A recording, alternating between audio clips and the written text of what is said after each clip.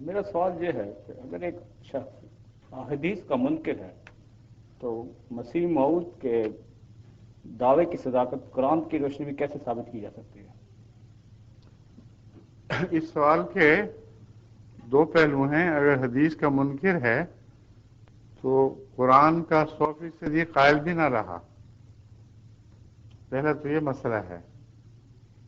اس کو تو پہلے قرآن کا قائل کرنا ضروری ہے ان معنوں میں کہ وہ جو حدیث روشنی ڈالنے والی قرآن کی آیات ہیں اور حدیث کی ضرورت کو ثابت کرتی ہیں، ان کو سمجھے بغیر بات مکمل نہیں ہو سکتی.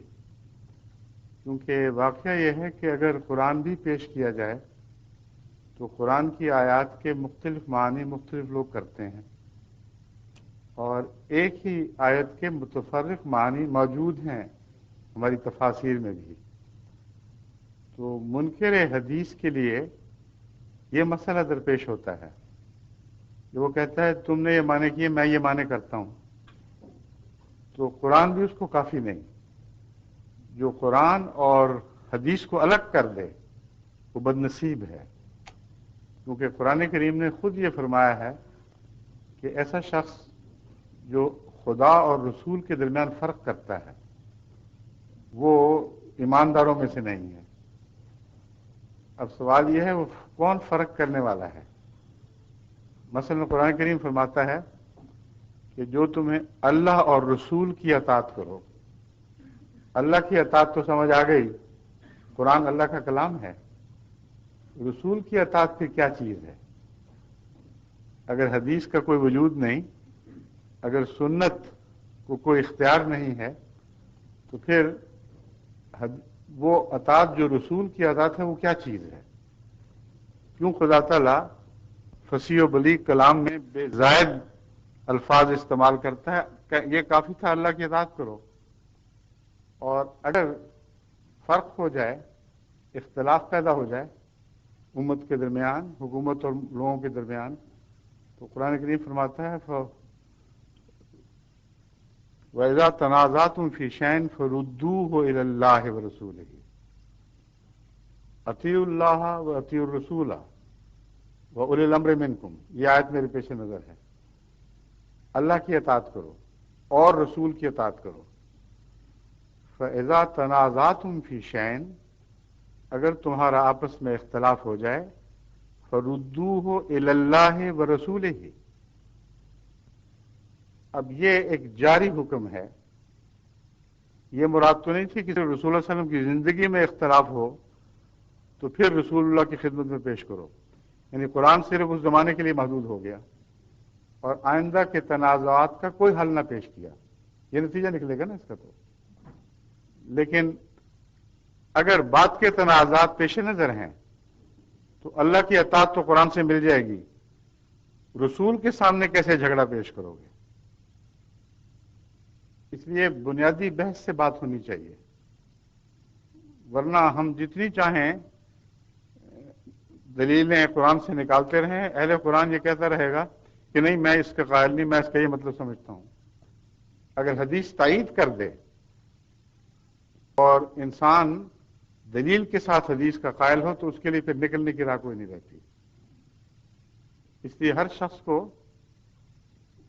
اس کے عقل، اس کے حالات کے مطابق پہلے سمجھانا ضروری ہے، ورنہ پھر اس سے بات کرنا بیکار ہے. میرا تجربہ ہے اہل قرآن سے یہی کہ لاکھ دلیلیں قرآن سے پیش کرو، وہ کہتے نہیں ہم اس کا یہ مطلب سمجھتے ہیں، اور کوئی بھی ایسا نہیں ہے جس کی ہم بات مانیں قرآن کے مطلب کے طور پر. تو قرآن جس کو وہ وجہ اتفاق بتاتے ہیں عملاً اس کو وجہ اختلاف بنا لیتے ہیں. اس لیے روحانی اتھارٹی کا آنا اس لیے بھی ضروری ہے. امام مہدی کا تصور یہ معنی بھی رکھتا ہے کہ جب قوم میں اختلاف پیدا ہو جائیں گے تو جو اللہ سے ہدایت پائے گا وہ اس بات کا مختار ہوگا خدا کی طرف سے کہ اختلافات کا بھی جو فیصلہ کرے. یہی وجہ ہے کہ احادیث میں منکرین حدیث کو فی الحال چھوڑیے، آپ تو منکر حدیث معلوم نہیں ہوتے، احادیث میں واضح طور پر مسیح کے متعلق بھی اور مہدی کے متعلق بھی حکمن عدلن کے الفاظ استعمال ہوئے ہیں. وہ کیوں آئیں گے؟ وہ ان کے اختلافات کے بیچ میں عدالت کی کرسی میں بیٹھیں گے. وہ فیصلے کریں گے کہ کون قرآن کی روح سے سچا ہے، کون قرآن کی روح سے غلط ہے، کون حدیث کی روح سے سچا ہے، کون حدیث کی روح سے غلط ہے. بس قرآن کا نام رکھ کر وہ بظاہر یہ کہتے ہیں کہ اتفاق کی بنیاد قرآن پر ہے، حدیثیں چھوڑ دو تم اکٹھے ہو جاؤ گے. اور جب قرآن پر آتے ہیں بغیر حدیث کے تو کسی آیت کے مطلب پر بھی وہ اکٹھے نہیں ہوتے. اس لیے محض نفس کا بہانہ ہے. اور کیا رسول اللہ صلی اللہ علیہ وسلم کا فیض وہیں تک محدود تھا جس زمانے تک آپ اس دنیا میں رہے؟ قیامت تک کا رسول ہونے کا مطلب پھر کیا رہا؟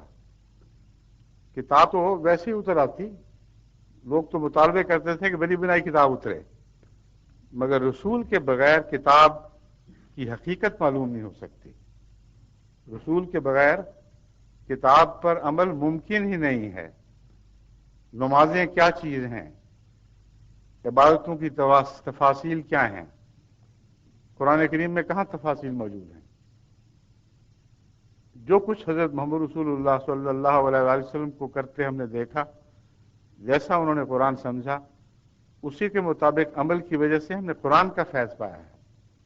اس لیے جس کو قرآن عطا کیا گیا اس کے فیض کے بغیر قرآن کا فیض حاصل کرنا ایک دھوکے والا دعویٰ ہے، اس میں کوئی حقیقت نہیں ہے.